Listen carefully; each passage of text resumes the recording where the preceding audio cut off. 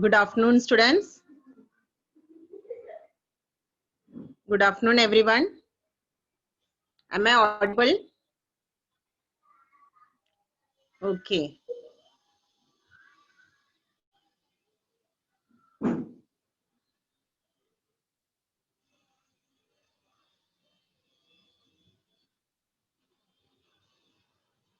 Be ready with your notebook and pen so that you can note down important points. Today I will be teaching Science Part 1, Chapter 4, Measurement of Matter.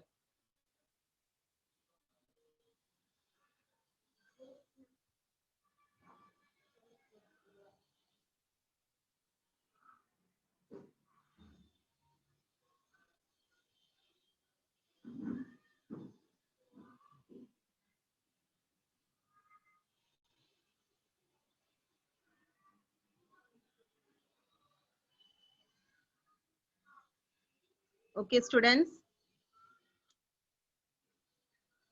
Let us begin the chapter.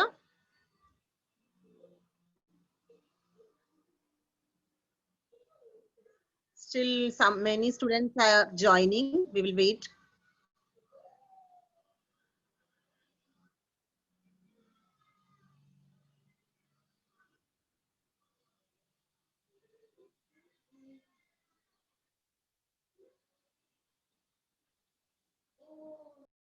Last year you have studied about Dalton's atomic theory.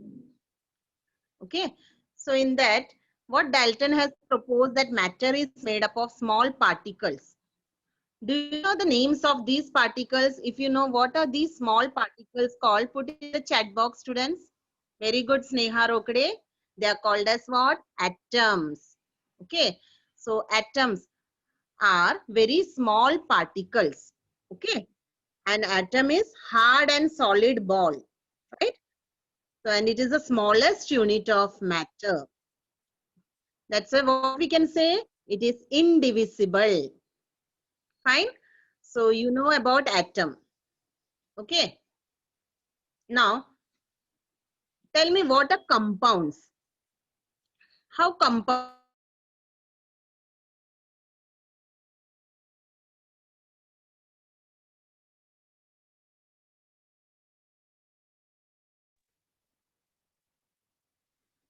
Yes. Yes, Revati. I'm teaching chapter 4, Measurement of Matter from Science Part 1.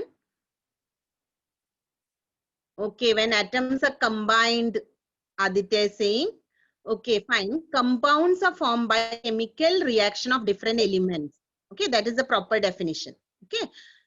And you also studied about molecular formula. Do you know the molecular formula of salt, students? What is the molecular formula of salt? NaCl. Very good, Sneha. What is the molecular formula of water?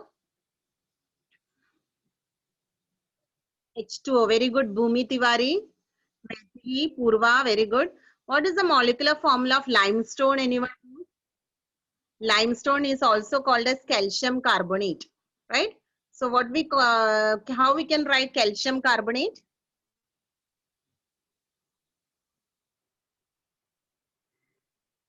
Yes. Very good, Balaji. CaCO3. Okay. So you know the molecular formula, you know what is atom, you know what are compounds. Okay. So these all things you remember, which I already done in your 8th standard. Correct?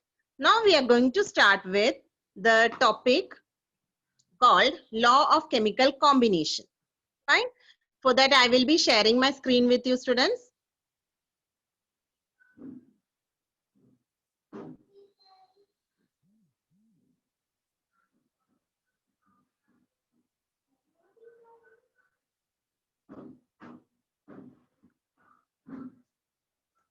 Science Part 1, Measurement of Matter, Chapter 4. In this chapter, you are learning laws of chemical combination, atom, its shape, mass, valency, molecular mass, concept of mole and radical. Now you can see here a diagram which shows verification of law of chemical combination. So let us see what is this. Okay, the composition of a substance changes during a chemical change. You know, students, the composition of a substance changes. Okay, when chemical change takes place, the products and reactants composition changes. Okay, so many experiments were done by certain scientists in the 18th and 19th century. Okay, so they measured accurately the substances used and formed. And scientists were like Dalton, Thomson, Rutherford, they all studied the structure of substances and the atom. And they discovered the laws of chemical combination. Okay, they could write the molecular formula of chemical compounds on the basis of Dalton's atomic theory and laws of chemical combination. So here, how to verify this law? For that, there is a short activity. You have to take a solution of calcium chloride in a conical flask. You can see the conical flask in the diagram, right? So here, in the conical flask, what you have to take?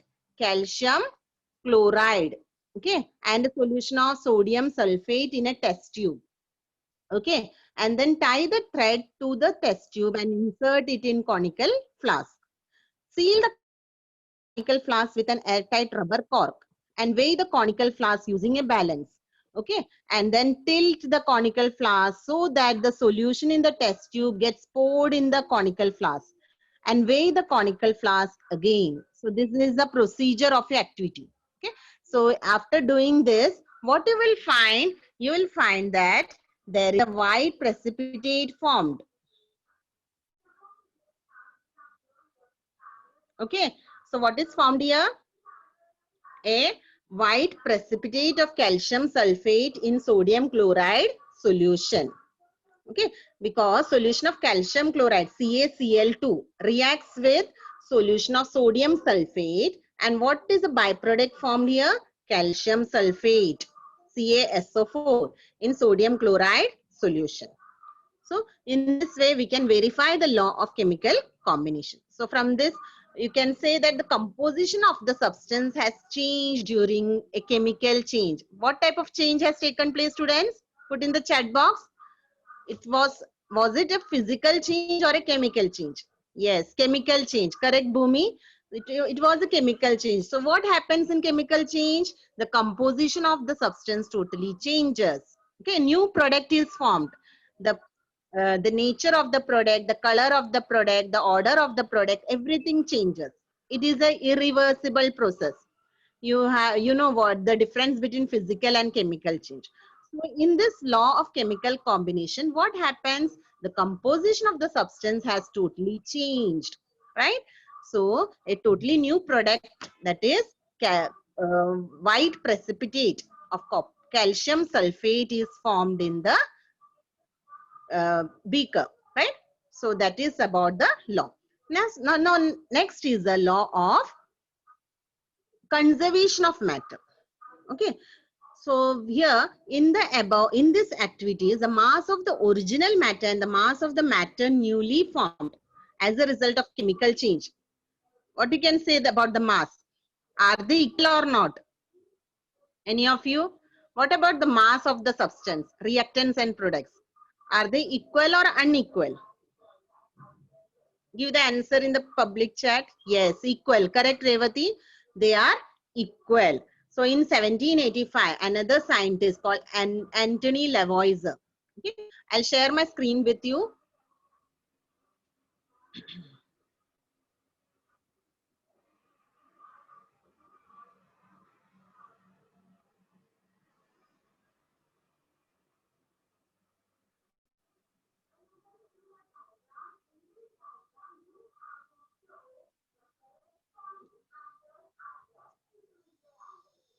Okay. So you can see in the PPT, students, about law of conservation of matter and the scientist here. What is the name of the scientist? Anthony Lavoisier. Anthony Lavoisier, what he did in his research, what he said, that there is no rise or drop in the weight of the matter during a chemical reaction. That means what? The weight of the matter will not change in a chemical reaction. Okay. So in a chemical reaction, the total weight of the reactants is same as the total weight of the products. Okay, so due to the chemical reaction, and this law is called as law of conservation of matter. I hope everyone understood what is the meaning of law of conservation of matter, right?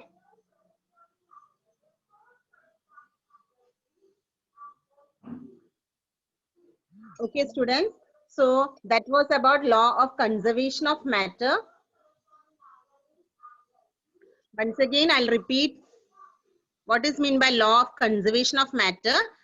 What it says, there is no rise or drop in the weight of the matter. That means what? Mass of the substance will remain same before the reaction and after the chemical reaction. Okay, and the total weight of the products formed will be constant. There will be no change during the chemical reaction. So I hope you understood what is meant by law of conservation of matter. Okay, so there will be no rise or drop in the weight of the matter during the chemical reaction. Okay, now next is law of constant proportion. Okay, now here the another scientist called Proust. Okay, he found, French scientist, in the year 1794. Okay, what he stated, the law of constant proportion. According to that law, the portion by weight of the constant elements in the various samples of a compound is fixed. Okay, so that means what? The elements, number of elements is fixed. For example, if you are taking weight of hydrogen and oxygen in water, the constitution is fixed, that is 1:8. Okay, so this means what? 9 gram of water is formed by chemical combination of 1 gram of hydrogen and 8 gram of oxygen. So 8 plus 1, how much? 9. Okay, similarly, proportion of weight of carbon and oxygen in carbon dioxide, it is also fixed, that is 3:8. Okay, so in this way the proportion will remain fixed. So in this, that is nothing but the law of constant proportion. I hope everyone understood the law of constant proportion. Yes, students? Okay. Those are raising the hands. If you want to ask anything, put in the public chat, students. Okay. So with examples, you have to explain it, right? Fine. Shall I move to the next topic? Okay. Now next we are going to learn about atom, its size, okay, its mass and valency. Okay. So let me share my PPT for that.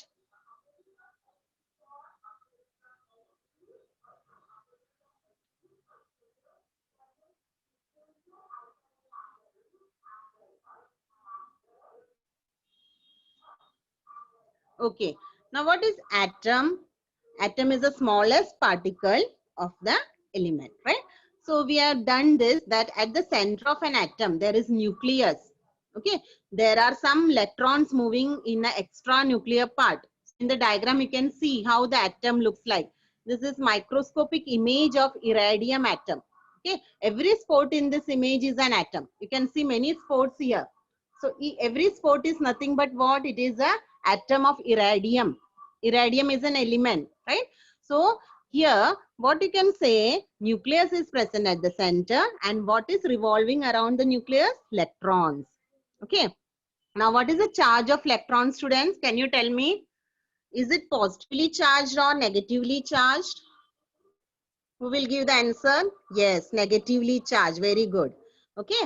So you can say that electrons are negatively charged, right? And nucleus is positively charged. Okay. So that's why electrically neutral neutrons are also present. Now the size of the atom, how it is determined? How we can determine the size of the atom? By the radius. Very good, Sneha Rokde. By determining its radius, right? You know of a circle in geometry I studied, no? How to measure the circle? By adding the radius, right? Diameter equal to r plus r. Okay. Similarly, size of the atom is determined by its radius. The atomic radius, what we call it as atomic radius of an atom. How you can define it? It is the distance between the nucleus of an atom and its outermost orbit. Okay, so you have to calculate from the nucleus to the last orbit. Some atoms are having only one orbit. Some will be having two orbits. So that much will be the size of the atom. Okay, so in this way you can write, yes Simran, 10 raised to 9. Okay, so here they have given some example of hydrogen atom. What is the value of hydrogen atom? What is the atomic radius of hydrogen atom? It is 10 raised to minus 10. Water molecule is 10 raised to minus 9. Okay, and hemoglobin molecule, which is in your blood, what is the size? What is the atomic radius here? 10 raised to minus 8. Okay, so remember these all values, students. Okay, now what is meant by mass of an atom? How you can calculate the mass? The mass is concentrated, I told you where it is concentrated, in the center of the atom. That is means what? It is concentrated in the nucleus. Okay, very good, Bhumi Tiwari. It is concentrated in the nucleus, and all it is due to the protons and neutrons in it. There are protons, there are neutrons. Yes, so we have to add the number of proton plus neutron, that is P plus N. Okay, when you will add P plus N, proton plus neutron, what you're getting? Atomic mass. Okay, so atomic mass, you're getting protons and neutrons together. What we call them as? Anybody? Protons and neutrons together we call nucleons. Very good. Okay, so an atom is very, very tiny. Okay, we can determine its mass. Okay, so there was a question with the scientist. It was not possible for scientists in 19th century to measure the atomic mass properly. Okay, so therefore what they decided, they started a concept of relative mass of an atom. Okay, so a reference atom was required for expressing the relative mass of an atom. That means what? One extra atom was taken. That was the lightest atom, that is hydrogen atom. Okay, was chosen as a reference atom. Okay, so hydrogen atom was a reference atom chosen that time. So relative mass of hydrogen atom, which has only one proton in its nucleus, was accepted as 1. You know, hydrogen is the smallest, so it is having only one proton. So relative mass is also 1. So therefore, the magnitude of relative atomic mass of various atoms becomes equal to the atomic mass number. Okay, that means what? P plus N. Okay, now let us see how to express the relative mass of nitrogen atom. Okay, the mass of one nitrogen atom is how much? 14. Okay, 14 times that of hydrogen atom. So therefore, relative mass of nitrogen is how much? 14, right? So this is how we can calculate the relative mass of various elements. So on the scale, the relative masses of many elements come out to be fractional. Sometimes it becomes fractional. Okay, so therefore in the course of time, different atoms were chosen as reference atoms. Not only hydrogen, but many other atoms were also chosen as reference atoms. Okay, so finally, therefore in the course of time, different atoms were chosen, and finally in the year 1961, okay, 1961, carbon atom was selected as reference atom, right?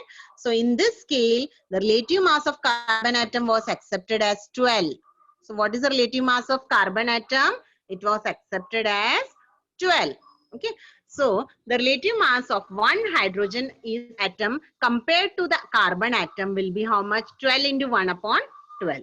That is 1. So the mass of one proton and one neutron on the scale of relative atomic mass is approximately 12 into 1 upon 12. That is 1. Okay. So in this way, we can say that, find out the relative atomic mass. So today we have highly accurate methods. So there are many other methods also. Unified mass has now been accepted as a unit of atomic mass. So what it is called? Dalton. It was kept under the name of a scientist called Dalton. And what is the symbol of Dalton? Small letter U. Okay. So 1 U, okay, is equal to 1.66 into 10 raised to minus 27 kilogram. Okay. So that is about the relative mass. Now moving to the next topic, that is chemical symbols of elements. So can you tell me why we need symbols? Why we need to study the chemical symbols? Yes? Any of you? Why we should learn the chemical symbols? What is the reason behind it? Okay, very good, Bhumi Tiwari. To represent different atoms. You all are having different names. Yes? If so, by the name you will be able to identify, right? Similarly, chemical symbols are needed for to represent each atom. Okay, if I'll tell hydrogen, you have to type the chemical symbol of hydrogen in the chat box. Tell me, what is the chemical symbol of hydrogen? H. Very good, Aditya. What is the chemical symbol of carbon? C. Very good, Bhumi, Revati, correct. What is the chemical symbol of sodium? Na. Very good, Sneha. So in this way, you all know the chemical symbols, right? So no need to explain much about chemical symbols, right? Sometimes we have to use a single letter, sometimes we have to use two letters. Okay. Now what do I mean by the molecules of elements and compounds? Now there are atoms of some elements like helium, neon, they're independently existed. So it means that these elements are monoatomic. Okay, so that means what? Single atom. Sometimes two or more atoms of the element combine to form the element. So such elements are called as polyatomic. What we call them as polyatomic molecular state. Okay, for example, oxygen, nitrogen, they all are diatomic. That's why we write it as O2, N2. Okay, what is the symbol of oxygen and nitrogen? O2 and N2. Because these elements are diatomic. Two atoms of oxygen combine to form O2. Understood? When atoms of different elements combine with each other, the molecules of compounds are formed. Right? So compounds are formed how? By chemical attraction between the elements. There is a chemical attraction between two different elements. Okay, then compound is formed. Like hydrogen and oxygen will combine to form water. Sodium and chlorine will combine to form the compound called sodium chloride, that is common salt. Right? So in this way, compounds will attract by chemical attraction between them. So I hope this much is very clear. What do you mean by chemical symbols of elements? Yes, students. Can I proceed to the next topic? Very good, very good. Thank you, students. Okay, fine. Okay, now we will learn the concept of molecular mass. What is meant by molecular mass and what is the concept of mole? Right?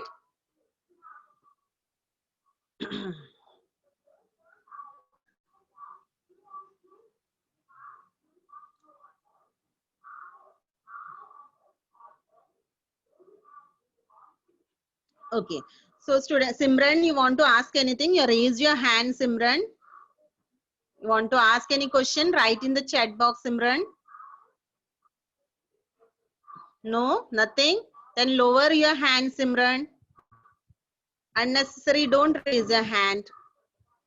Okay, you can't understand mass of the atom. Mass of the atom is concentrated in the center of the atom, that is nucleus. Okay, so mass of the atom means what? Proton plus neutron, right? That is a simple concept. You learned in 8th standard what is mass of an atom. Okay, Simran, understood? So let us move to molecular mass. Okay, so molecular mass of a substance is nothing but sum of atomic mass of all the atoms in a single molecule of that substance, right? So like atomic mass, molecular mass is also expressed in the unit called Dalton. Okay, so this way we can, yes, Sangeeta teacher. Sangeeta teacher, you raised your hand. What?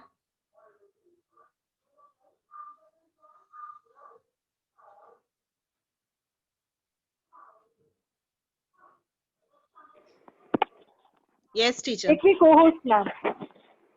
Say, teacher, loudly. Make me co-host. Yeah, you are the co-host. No, actually I log Okay, out. 1 second. I will make it. Yeah. I will change. Okay, you join now or what again? Okay, fine. Okay. Okay, students. So let us move to the next topic. Now I will give you some of the names of the compound. You have to write the molecular formula. Okay. So you have to write the molecular formula of magnesium oxide. How you will write the formula of magnesium oxide? Mg. Mg, Disha Thorat, Mg is only magnesium. I told you magnesium oxide. Revati, MgO2 is wrong.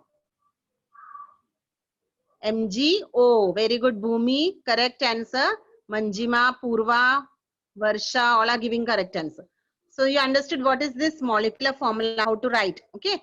You have to write the two means what symbols together, right? So like sodium chloride, you all know, NaCl. Potassium nitrate, KNO3. Okay. So there are many examples of molecular formula. Aluminium chloride, AlClO3. Okay, that is aluminium chloride. Okay, so in this way you can write the molecular formulas and practice. Okay, so many examples are there. Sulfuric acid, H2SO4. Nitric acid, HNO3. Hydrogen chloride, HCl. Okay, sodium chloride, NaCl. Potassium nitrate, KNO3. Sodium hydroxide, NaOH. Okay, so write and practice all these molecular formulas. Okay, so it is many examples are given in your textbook, all that you had to write and practice. Understood, students? So then only we'll learn the molecular formulas of all the different compounds. Okay, now what is this mole? Mole of a substance. Okay, now you can say that when elements and compounds, they participate in chemical reaction, okay, the atoms and molecules will react with each other, right? So, and therefore what we should know the number of the atoms, number of the molecules. We should know how many number of atoms are reacting, how many number of molecules are reacting. So while carrying out a chemical reaction, we have to measure out quantities that can be handled instead of counting the numbers of atoms and molecules. We cannot count the number of atoms, number of molecules. So what we should do, we should measure the quantities, how much quantity is there. So that concept is nothing but mole of the atom. So the concept of mole is useful for this purpose. Understood? Why we need mole of a substance? Because we cannot count the number of atoms and molecules which are participating in a chemical reaction. So what we should do? We should measure the quantity, how much quantity of atoms and molecules are there. So what is that concept called, students? Mole. Very good, Sneha. What do we call them as? Mole. So a mole is the quantity of a substance whose mass in grams is equal in magnitude to the molecular mass of that substance in daltons. So that is a proper definition of mole. Okay. So thus the molecular mass of oxygen is 32 U, and therefore 32 gram oxygen is 1 mole of oxygen. Understood? So the molecular mass of water, if it is 18 U, okay. So 18 gram of water is called as 1 mole of water. Now you understood what is 1 mole. Okay, how many you have to check what is the molecular mass of oxygen. Okay, then you will get 1 mole. If there are 32 gram of oxygen, means it is 1 mole of oxygen. So there is a formula for you, students.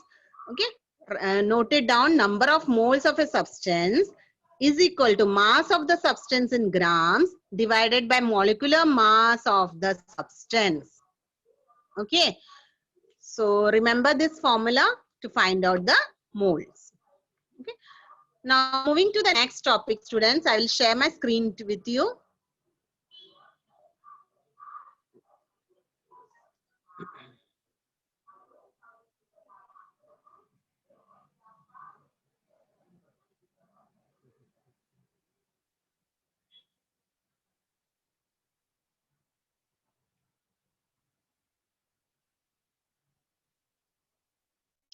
Avogadro's number. Okay, what is Avogadro's number? The number of molecules in 1 mole of any substance is constant. Okay, so how many molecules are there in 1 mole of substance? That will remain constant. So there was a scientist, Italian scientist called Avogadro. Okay, he did the pioneering work in this context. Therefore, this name or number is called as Avogadro's number. And how we can denote this this by the symbol capital NA. Okay, I have given the PPT students. You can read it. Okay, how we can? What is the symbol used here for Avogadro's number? NA. So that is called as Avogadro's number. So I hope you all understood what is Avogadro's number, Na. Okay. So the number of molecules in 1 mole of substance will be always constant. So this scientist, Italian scientist Avogadro, that's why this number, what we call in his name, that is Avogadro's number. And what is the symbol for Avogadro number? Na.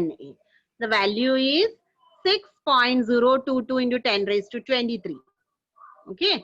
They underline that value. What is Avogadro's number? Avogadro's number is how much, students? 6.022 into 10 raised to 23. Either you can underline in your textbook or write in your notebook and keep it. All the important points. So you can refer it. Okay. Whenever you will revise the lesson chapter, you can refer it. Fine. So a mole of any substance stands for 6.022 into 10 raised to 23. What molecules? Fine. Okay. Okay. Repeat the formula. Some students want the formula of mole. Okay, it is given in textbook page number 51. Okay, right from there, students. 1 mole is equal to mass of substance in grams divided by molecular mass of substance. Write that formula and keep it. Okay. Okay, fine. Okay, done. Thank you, Sneha, for quick response. So a mole of a substance stands for 6.022 into 10 raised to 23 molecules. Like we say a dozen. 1 dozen banana means how many bananas will be there in 1 dozen? 12. Very good. Similarly, a century. If I'll tell a century, what is the number? 100. Very good, Devanshi. Okay, a gross. Gross has how much? A gross, G-R-O-S, gross. 144. Correct, Balaji. Okay, so 144. Similarly, a mole means how much? Just now I told you Avogadro's number you have to write. Okay, a mole means how much you will write? 6.022 into 10 raised to 23. Now you understood? Okay, so it is a name given for 1 mole of a substance. Okay, suppose if I'm telling a mole of water, so 18 gram of water contains how much molecules of water? 6.022 into 10 raised to 23 molecules of water. Okay. Yes, Aryan Kadam want to ask any question? Give input. Write in the chat box, Aryan. I'll answer you. No, nothing is there. Then don't raise your hand. Otherwise, I will get confused. I will think that you want to ask anything. Very good, Shreya has given the formula itself. Varsha Tiwari, good. Okay, so remember this value of mole. And there is also one, how many molecules are there in 66 gram of carbon dioxide? A small problem is solved in your textbook, page number 52. Okay, what you will do? You will write the number of moles in the given carbon dioxide. That is mass of carbon dioxide divided by molecular mass of carbon dioxide. That is 66 divided by 44. Okay, so N will be how much? 1.5 moles. Okay, so 1 mole of carbon dioxide will contain how much? 6.022 into 10 raised to 23 molecules. Okay, similarly, if you want to find for 1.5 mole, you have to multiply by 6.02. 1.5 into 6.022 into 10 raised to 23. Okay, so you will finally get 9.033 into 10 raised to 23 molecules. Okay, students, understood? So it is very simple. You have to multiply with that value. Okay, now moving to the next topic, that is valency. What do you mean by valency? Have you heard this word valency? Any of you? Yes, no? Yes. Everyone has heard because you know what is valency. You have studied about it in your lower class. Okay, right? Okay. So valency is nothing but capacity of an element to combine. Okay. How much capacity an element needs to combine with each other. That is called as valency. Very good, Alisha. Correct answer. So valency of an element is indicated by a specific number. There is a specific number to indicate the valency of the element. Now, how it is nothing but number of chemical bonds. And I told you, elements will react, and what is formed? The bonds are formed. Chemical bonds are formed. So, how many number of chemical bonds are there? It is nothing but the number of valence. So, chemical bonds are formed by the element with other atoms. So, in 18th and 19th century, what happened? The law of chemical combination were used to find out valency. Okay. And in the 20th century, again, the relationship of valency of an element with its electronic configuration was recognized. So a sodium atom, if sodium atom is giving away one electron and a cation of sodium is formed, whenever any electron is lost, okay, what will happen? Cation is formed. Okay, sodium is losing one electron. So what is sodium? Will become a sodium cation, positively charged ion. Okay, sodium will get a positive charge if it is losing the electron. On the other hand, if it is gaining electron, it will become negatively charged atom. That is anion. Okay, so the valency of sodium is now how much, students? If it is losing one electron and it is becoming positively charged, what will be the valency of sodium? Valency of sodium +1, right? So what is the valency? 1, because it is losing only one electron, no? So valency will be 1. Chlorine atom will take one electron and forms anion chlorine.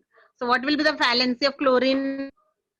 Chlorine's valency is also 1, right? So both the element is either losing or gaining electron. The valency is 1. So after the give and take of electron is over, electronic configuration of both the resulting ions has completed. Octet, it will become octet. Octet means what? 8 electrons in the outermost orbit. Okay, there can be duplet, there can be octet. Duplet means 2 electrons. If 8 electrons are there, what we call them? Octet, right?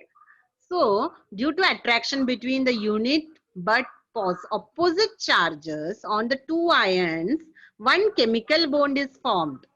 Okay, between whom? Between sodium and chlorine, NaCl.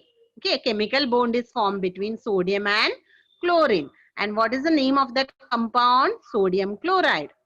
Yes, ionic bond, correct.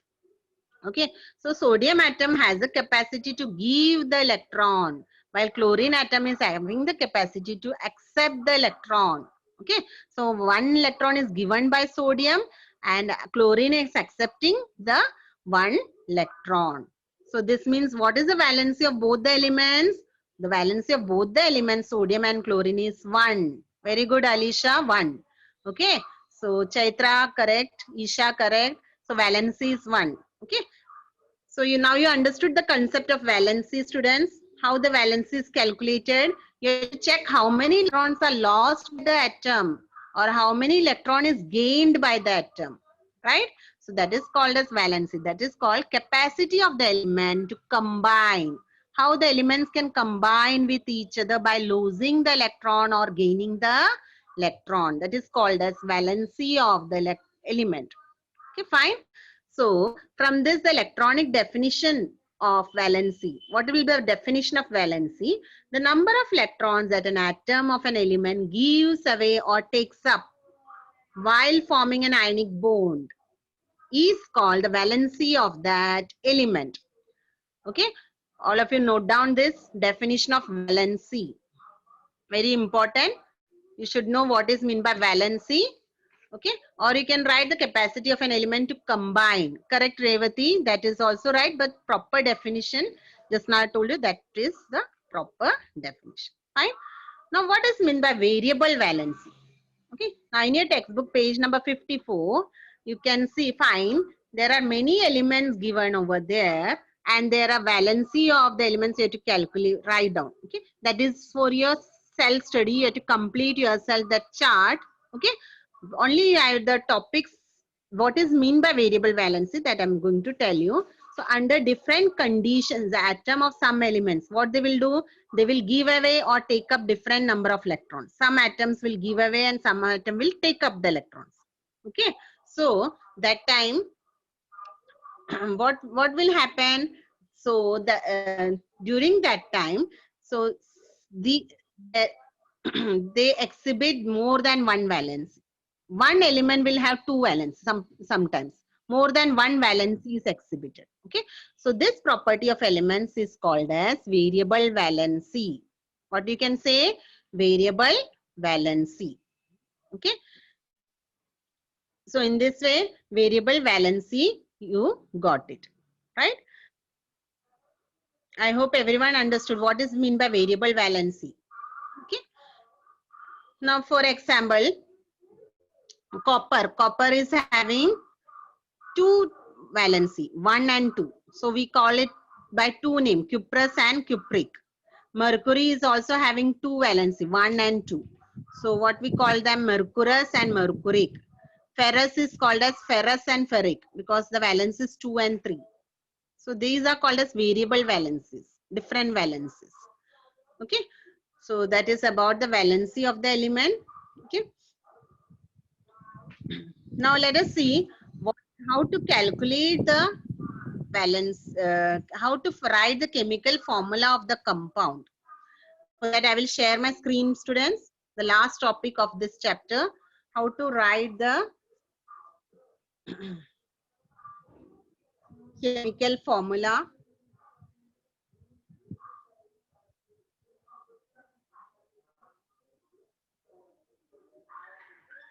Okay, so chemical formula of the compounds. Now, now the characteristic of a compound that is formed by ionic bonds, right? Ionic bonds is that its molecule has two parts. These are what? Cation and anion. That is basic radical and one will be acidic radical. So the two parts are what? Oppositely charged. So force of attraction between them constitutes what? Ionic bond. So name of the ionic compound has two words. The first word is the name of the cation and the second is the name of the anion. Okay. For example, while writing the formula of sodium chloride, the symbol of cation is written on the left and adjoined to it on the right, we have to write the symbol of anion. The charges are not shown through the number of ions, is written as a subscript on the right of the symbol of the ion. This number is obtained easily by the method of cross multiplication of valencies. The steps for writing chemical formula is shown as follows. Now in the PPT you can see how to write the symbols of radicals. For example, sodium, Na, sulfate, SO4. Okay, basic radical is written on the left side. That's why sodium is written on the left side. To write the valency below the respective radical. What is the step number 2? You have to write the valency. So you have to write the valency sodium 1, sulfate 2. And then cross multiply it. When you will cross multiply, how you will to cross multiply? By the arrows. Okay, the number of radicals to each other. That means it will become what? Na will get the number 2. SO4 will get the number 1. Okay. So in this way you can write the chemical formula Na2SO4. Okay. So in this way you have studied how you can write the molecular formula of an element. Okay. So that was the last topic in this chapter, students. Okay. How to write the molecular formula. So once again I'll repeat for you, students. Okay. What you have to do? You have to write the 9 symbols of the elements like sodium, sulfate, Na and SO4. Okay. Then write the valency below it, 1 and 2. And the third step is what? You have to cross multiply it. When you will cross multiply, what is the final chemical formula? Na2SO4. Okay. So in this way, you can find the chemical formula of the compound. So I hope all of you understood today's chapter very well. Now evaluation time, I will be asking few questions to you, right? Fine. Okay.